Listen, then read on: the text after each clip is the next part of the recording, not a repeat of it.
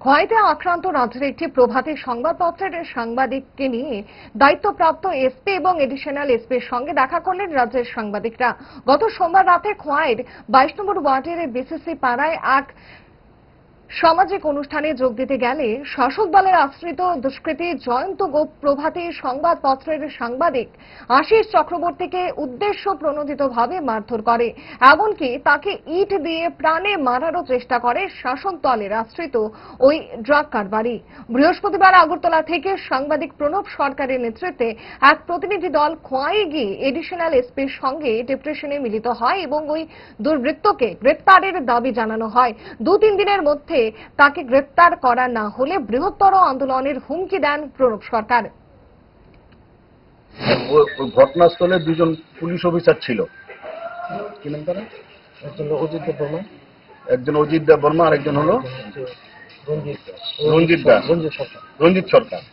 দুজনের সামনে মেরেছে এবং ওই দুজন পুলিশ অফিসারও ওই বুথে যিনি যে প্রাক্তন একটা দুর্বৃত্ত ড্রাগ পুলার ড্রাগের ব্যবসা করে নেশাখোর, ওকে ভয় পাচ্ছে। ওরা ভয় পেয়ে ওরে কিছুই করেনি এবং ওকে তুলেও আনেনি।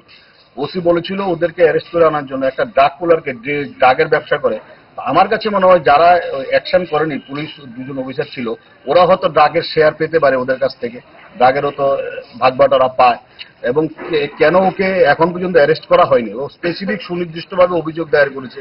ঘটনার দিনে ওকে মেরে নাক ফাটিয়ে দেওয়া হয়েছে আশিসকে, ও সাংঘাতিক অসুস্থ ছিল।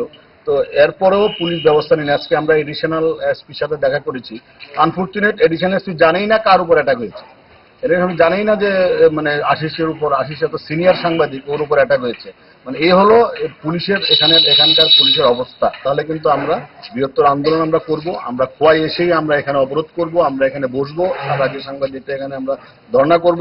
কারণ আমরা এই শোটা ছেড়ে দেবো না। এটা ভাবার কোনো, এর আগেও একবার আশিস উপর আক্রমণ করেছি এই ড্রাগ পুলার এই দুর্বৃত্তরা, এই কি নাম জয়ন্ত গোপ এসে বাড়ি করে হামলা চালিয়েছে। তো একজন দুর্বৃত্ত দিনের পর দিন সাংবাদিকের উপর, একটা নেশাখোর সাংবাদিকের উপর দিনের পর দিন হামলা চালিয়ে যাবে আর আমরা এটা বসে বসে দেখবো, এটা হতে পারে না। তো আজকে আমরা আলটিমেটাম দিলাম, পুলিশকে সুযোগ দিলাম। এসপি সাহেবও বলেছে, এডিশনাল এসপি সাহেবও বলেছে ব্যবস্থা হবে। আমরা দেখবো, 2-3 দিন দেখবো, এরপরে আমরা যা করার এটা আমরা করবো।